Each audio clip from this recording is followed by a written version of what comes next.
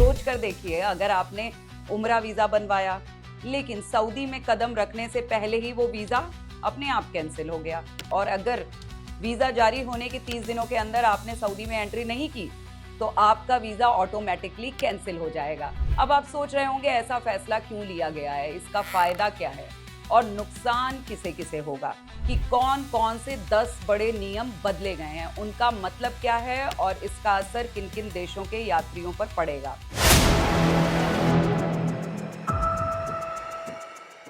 सलाम अलैकुम दोस्तों, 4 PM मिडिल ईस्ट में आपका स्वागत है और मैं हूं रंजना त्रिपाठी।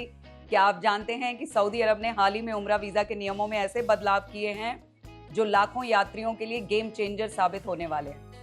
सोच कर देखिए, अगर आपने उम्रा वीजा बनवाया लेकिन सऊदी में कदम रखने से पहले ही वो वीजा अपने आप कैंसिल हो गया, क्योंकि आपने 30 दिन वाली सिर्फ एक छोटी सी डेडलाइन मिस कर दी।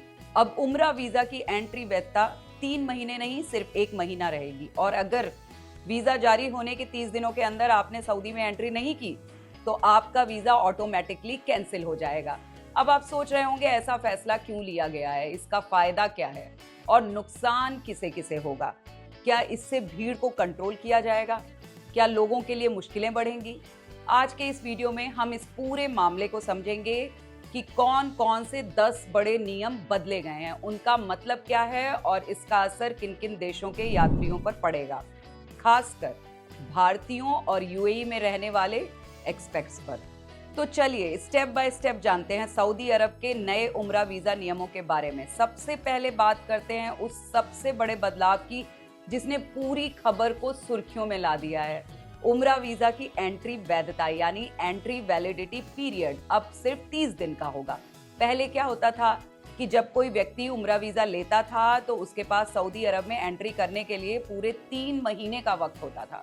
मतलब आप अपना वीजा बनवाकर आराम से अपनी टिकट, होटल, बाकी तैयारियां बाद में भी कर सकते थे, लेकिन अब वो सुविधा खत्म कर दी गई है।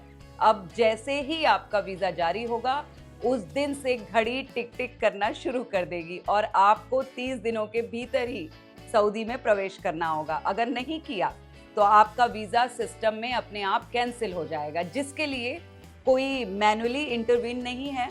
अब यहाँ एक बात बहुत लोग कंफ्यूज कर सकते हैं, इसलिए मैं बता दूं कि इस नए नियम में सिर्फ एंट्री वैधता बदली है, स्टे वैधता नहीं। यानी एक बार जब आप सऊदी पहुंच जाते हैं तो वहां पर आप पहले की तरह ही 3 महीने तक रह सकते हैं, सिर्फ आपकी एंट्री करने की डेडलाइन कम की गई है। लेकिन लोग इसे बड़ा स्ट्रक्चरल चेंज मान रहे हैं, क्योंकि हर साल उम्रा सीजन में भीड़ बहुत ज्यादा बढ़ जाती है। सऊदी सरकार का कहना है कि पिछले कुछ महीने जून से लेकर अक्टूबर तक ही 4 मिलियन से ज्यादा उम्रा वीजा जारी किए जा चुके हैं, इसलिए इतनी बड़ी संख्या में लोगों का मैनेजमेंट आसान नहीं होता। तो इस नए रूल का मकसद सिर्फ इतना है कि क्राउड को अच्छे से कंट्रोल किया जा सके, बेटर प्लानिंग बन पाए और साथ ही किसी भी तरह के वीजा मिसयूज को रोका जा सके। अब सवाल उठता है कि सऊदी अरब को अचानक इतनी जल्दी में ये स्टेप क्यों लेना पड़ा। असल में हर साल उम्रा और हज के दौरान सऊदी अरब के एयरपोर्ट्स पर, इमिग्रेशन में, होटल्स में और ट्रांसपोर्ट पर भारी प्रेशर रहता है, और पिछले साल के विजन 2030 के तहत सऊदी का फोकस है स्मार्ट पिलग्राइमेज मैनेजमेंट, यानी टेक्नोलॉजी की हेल्प से हर प्रोसेस को स्ट्रीमलाइन करना, जिसके लिए इन्होंने 2 बड़े डिजिटल प्लेटफॉर्म भी लॉन्च किए, नुसुक एंड मसार।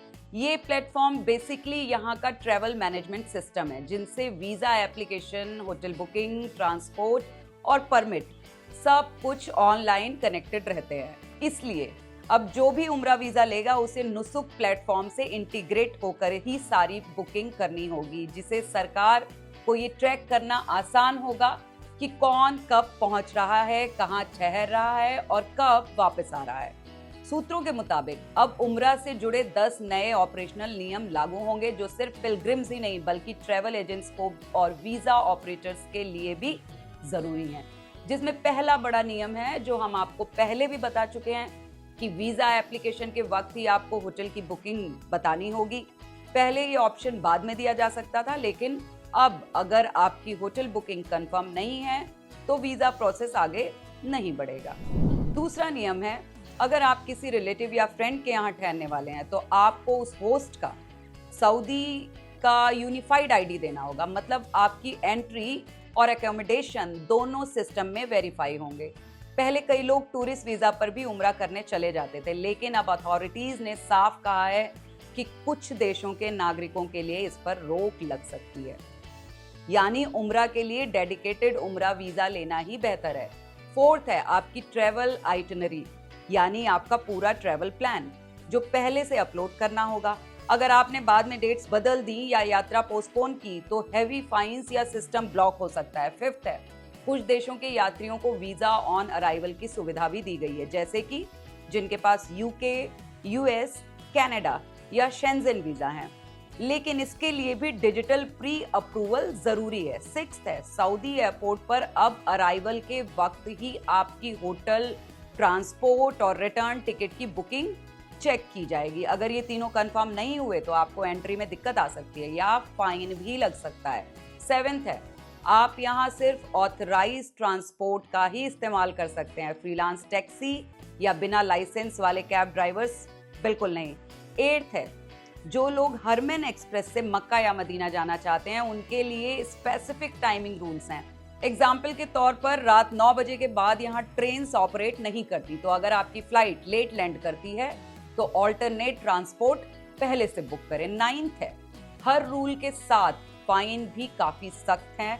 अगर किसी एजेंट ने गलत जानकारी दी या किसी यात्री ने नियम तोड़े तो फाइन 750 सऊदी अरेबियन रियाल से शुरू होकर कई हजार रियाल तक जा सकता है। और 10th है जो कि हम पहले भी बता चुके हैं कि सभी तरह के उम्रा पैकेज नुसुक या मसार जैसे अप्रूव्ड डिजिटल प्लेटफॉर्म से ही लिए जा सकते हैं।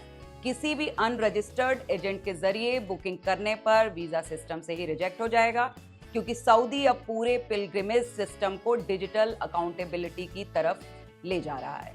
अब सवाल उठता है कि इन सारे बदलावों का असर किन लोगों पर और कहां के लोगों पर पड़ेगा।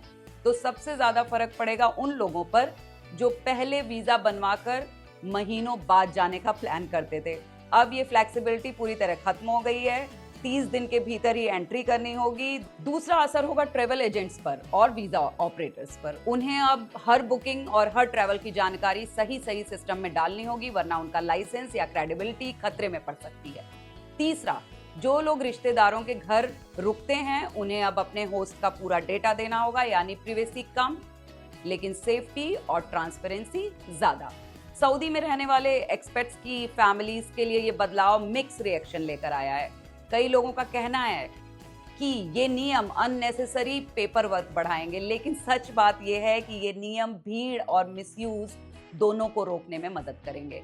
अब अगर हम इसे थोड़ा बड़े फ्रेम में देखें तो ये सब बदलाव सऊदी अरब के विजन 2030 का हिस्सा है। ये विजन सिर्फ इकोनॉमी या टूरिज्म को डाइवर्सिफाई करने के लिए नहीं है, बल्कि रिलीजियस टूरिज्म को भी टेक ड्रिवन बनाना है। सऊदी अरब चाहता है कि आने वाले सालों में उम्रा और हज यात्रियों की संख्या 3 करोड़ से ऊपर पहुंच जाए, लेकिन बिना केओस, बिना भीड़ बढ़ाए। इसके लिए हर वीजा, हर बुकिंग, हर मूवमेंट का डिजिटल ट्रैक जरूरी है और यही वजह है कि इन्होंने अब हर चीज को सेंट्रलाइज सिस्टम से जोड़ दिया है।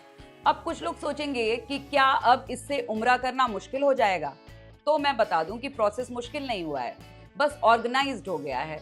पहले वीजा मिलना आसान था, लेकिन उसका मिसयूज भी होता था। कई लोग उम्रा वीजा पर जाकर इलीगल स्टे करते थे या काम पर लग जाते थे।